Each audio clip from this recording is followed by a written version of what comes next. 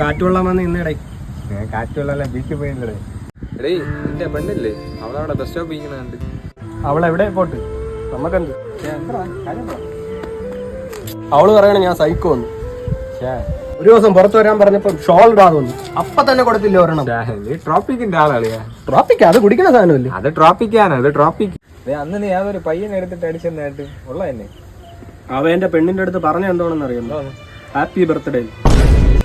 ഒരു പെണ്ണിന്റെ അടുത്ത് പറയാൻ പറ്റിയാണോ പറഞ്ഞത്? അങ്ങനെയായിരുന്നു കാര്യങ്ങൾ.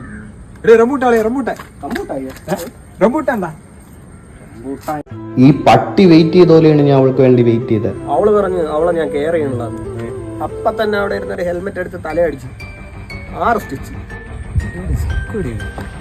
എന്നിട്ടൊരു കെയറിങ് ഉണ്ടളിയാ, അതാണ് കെയറിങ്. അല്ലാത്തൊരു കെയറിങ് എന്നടേ. ഒരു ദിവസം ഞാൻ അവളെ കോളേജിന്റെ മുകളിൽ മല കാണിക്കാൻ വേണ്ടി കൊണ്ടുപോയി. മല കാണിക്കാൻ കൊണ്ടുപോയ തെറ്റാളിയാ. എന്നിട്ട് കോളേജിന്റെ അവിടെ ആരുമില്ലായിരുന്നാടി? ആരുമില്ല, ആരും വരെ ഒറ്റ മനുഷ്യയില്ലായിരുന്നു. എന്നിട്ടെല്ലാം സംഭവിച്ചാ?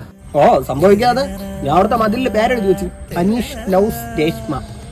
ആഹാ, നീ വെറും മണ്ണല്ല, ലോക മണ്ണ. ഞാൻ പോണ്. അല്ലേ വേറൊരു കഥയുണ്ട്. പോടാ, വീട്ടില് പാലായിട്ട് എടുക്കണം. പോടാ.